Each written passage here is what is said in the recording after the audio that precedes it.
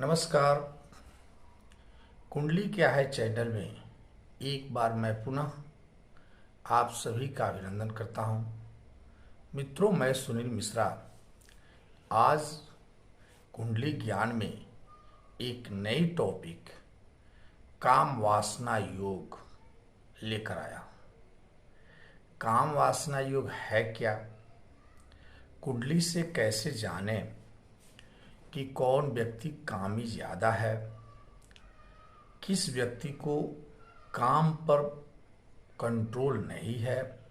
यूं तो कहा जाए काम पर कंट्रोल किसी का नहीं हुआ है, लेकिन एक ज्यादा व्यभिचारी लोग होते हैं।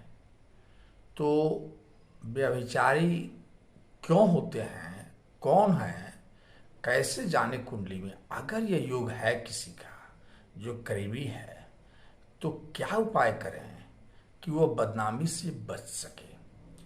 क्योंकि व्यभिचारी योग में ऐसा नहीं है कि व्यक्ति अपनी इच्छा के अनुकूल कोई वर्क करता है, बल्कि उसकी मन उससे इच्छा शक्ति की विरुद्ध चला जाता है, ऐसा कहा जा सकता है। तो मित्रों, विषय पर आवें। इसके पहले मैं ये कहूँगा कि यदि मेरी वीडियो आप देख रहे हैं और अभी तक इसको सब्सक्राइब नहीं किए हैं तो कृपया सब्सक्राइब कर दें। वीडियो को लास्ट तक देखें, अंत तक, तो इसे ज़्यादा लाभ मिलेगा। मित्रों, काम वासना योग, जिसे व्यभिचारी योग भी कहा गया है, ऐसे कहा जाए कि व्यभिचारी योग के बारे में शास्त्रों में अनेक लोगों के द्वारा अनेक प्रकार की व्याख्यान किए गए हैं। जैसे सप्तम भाव जो पत्नी या दाम्पत्य का भाव है, वहीं चंद्रमा मन के कारक हैं, सूर्य को इच्छा शक्ति का कारक माना गया है।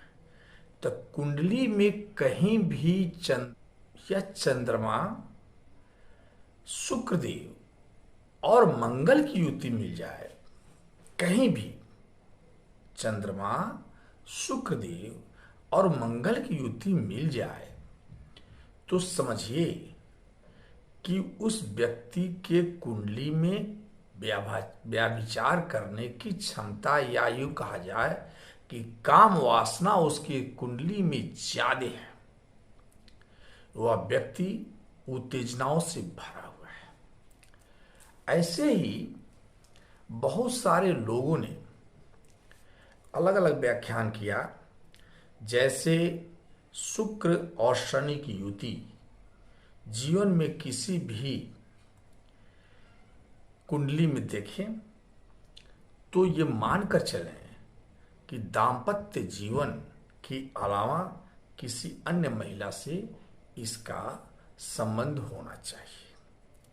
सप्तम भाव में शनि, मंगल और चंद्रमा यदि हैं तो असामान्य सेक्स करने की क्षमता उससे रहती है।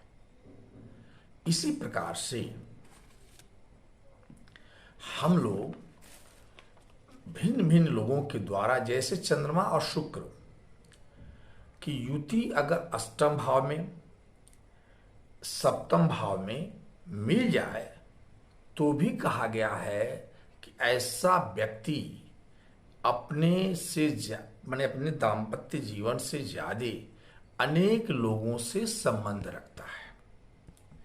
इसके अलावा मंगल और शुक्र के बारे में मैं बता ही दिया कि मंगल, शुक्र और शनि अगर एक साथ कुंडली में कहीं दिख जाएं या एक दूसरे पर दृष्टि रखे हुए हैं तो ये भी व्यभिचारी योग के अंतर्गत आते हैं। ऐसे लोग को भी अपने काम वासना पर कंट्रोल नहीं होता है। मेघ राशि या वृश्चिक राशि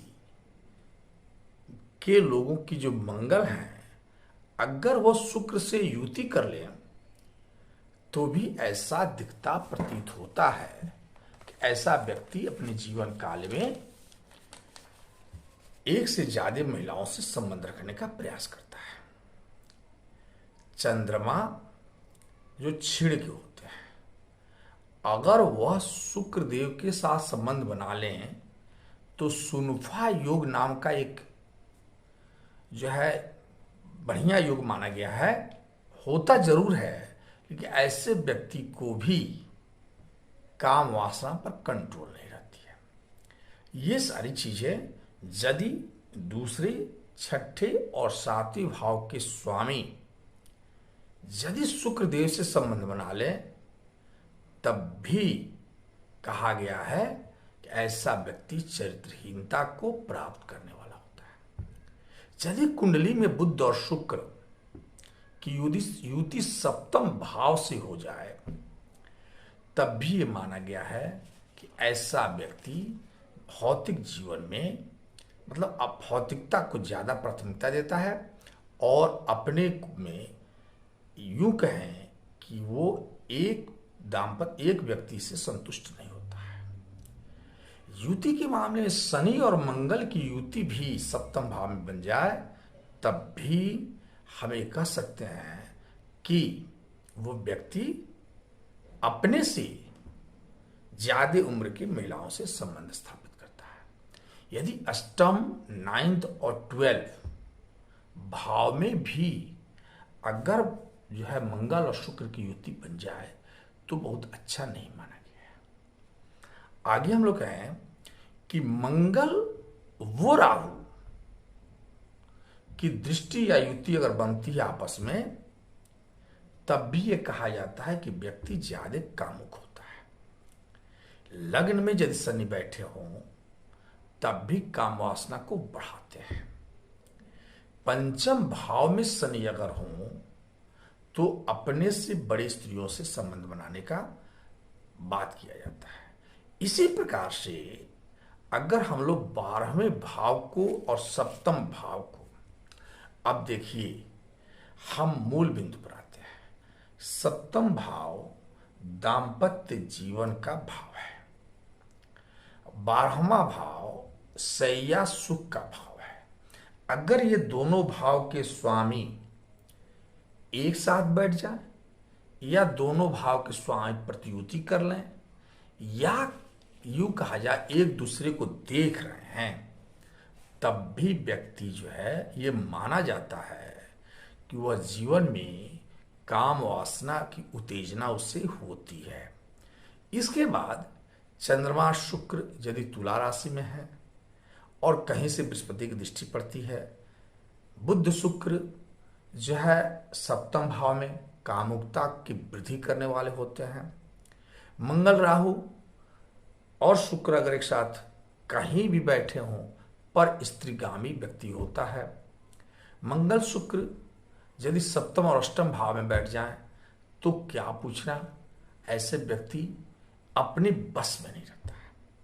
इन सारी चीजों को मैं शॉर्ट में इसलिए बताया कि ये चीजें शास्त्र में मिलती हैं, लेकिन इन चीजों को पढ़े। अब एक चीज है जैसे लग्न और 12वें भाव के स्वामी एक दूसरे के साथ युति बना ले, प्रत्युति बना ले, तो लग्न क्या है, आप स्वयं है। 12वां भाव क्या है, वो शैया सुख है। तो ये जब एक साथ प्रत्युति बनाते हैं, ऐसे व्यक्ति ऐसी कुंडली में भी आप कह सकते हैं कि इनकी काम वासना की शक्ति अच्छी होती है। तीसरे भाव पराक्रम का भाव है और 12वें भाव से संबंध बना ले, तब भी ये कठिनाइयां आती हैं।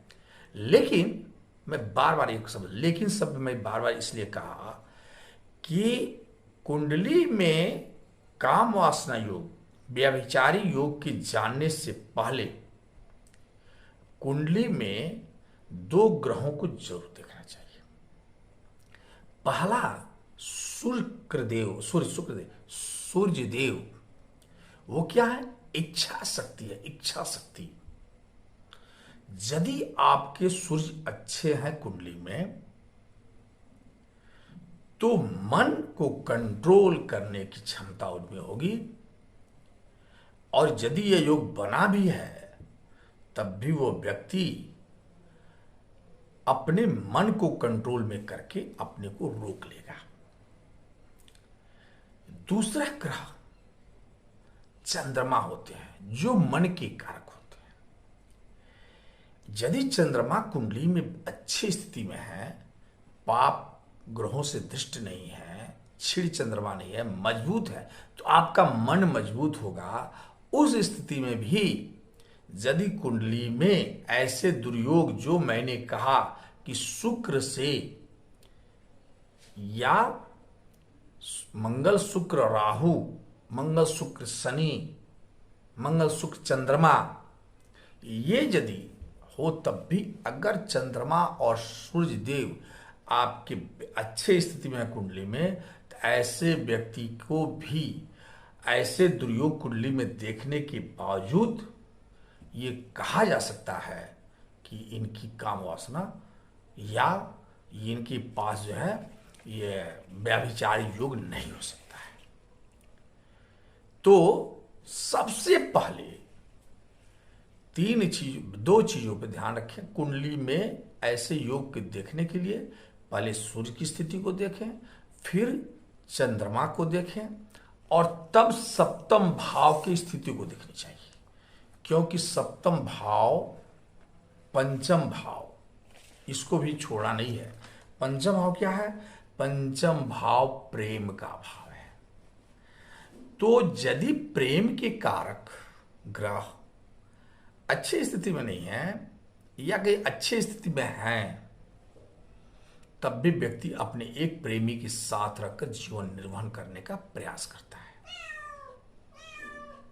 इसके अलावा यदि सप्तम भाव को मैंने कहा क्या कि वो पत्नी के कारक ग्रह हैं, इसलिए या ये कहा जाए कि सप्तम भाव जो है दाम्पत्य, पति पत्नी के या पति पत्नी के कारक ग्रह हैं, तो इसलिए पंचम भाव के अलावा सप्तम भाव को देखनी चाहिए और फिर शुक्रदेव को देखनी चाहिए। ये चीजें हैं।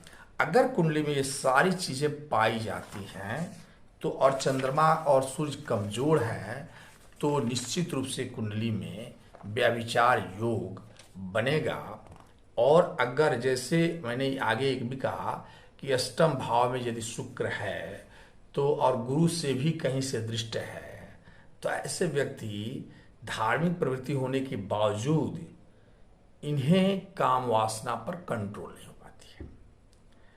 यूं कहें कि चंद्रमा, बुध और शुक्र या शनि, ये चार ग्रह ऐसे हैं। चंद्रमा मन के कारक हैं, बुध आपके बुद्धि के कारक हैं, शुक्र वैभव भोग विलास के कारक हैं और शनि जो है वो लंबी यात्राओं के कारक माने गए हैं। तो यूं कहे कि इन सारी ग्रहों को कुंडली में देखनी चाहिए। साथ में मंगल को भी देखें। कहने का मतलब शॉर्ट में मैं बता दूं कि पहले व्यभिचार योग देखने के लिए क्या करें, तो सबसे पहले चंद्रमा और सूर्य की स्थिति को देखें, फिर शुक्र को देखें। शुक्र क्या राहु के साथ है, शुक्र क्या चंद्रमा के साथ है, शुक्र क्या शनि के साथ है, शुक्र क्या मंगल के साथ है। यानी क्रूर ग्रहों के साथ शुक्र रह करके भोग विवाह विलास में वृद्धि करता है। ठीक है। अगर एक से ज्यादा ग्रह है, जैसे मान लीजिए शुक्र भी है, मंगल भी है, चंद्रमा भी है, शुक्र है, मंगल है और शनि है, तब तो बड़ी दिक्कतें हो जाती है। तो यही चीज आज मैं बताने वाला था कि कुंडली में आप व्यभिचार योग को कैसे जाने। जाते जाते मैं ये बता दूं कि यदि ये कुंडली में है तो आप पुरुष हैं तो शिव पार्वती की पूजन करना चाहिए। हनुमान को प्रतिरोज हनुमान चालीसा या बजरंग बाण का पूजन करना चाहिए, जिससे इस योग से निपटारा मिल सके। मंगलवार को सुंदरकांड का पढ़ना चाहिए। अगर स्त्री है तो उन्हें शिव पार्वती का भी पूजन करना चाहिए। मां पार्वती का तो निश्चित रूप से सोमवार को पूजन करें। और ये कहा जाए कि स्त्री है तो उन्हें हनुमान चालीसा, उन्हें भी हनुमान चालीसा पढ़ना चाहिए। कहने का मतलब अगर स्त्री भी है या पुरुष है, उन्हें राहु का, मंगल का उपाय करना चाहिए। और ये दोनों उपाय या तो शिव पार्वती की पूजन से हो सकता है या हनुमान जी की पूजन से होता है। फिर मिलते हैं नेक्स्ट वीडियो में, तब तक के लिए नमस्कार।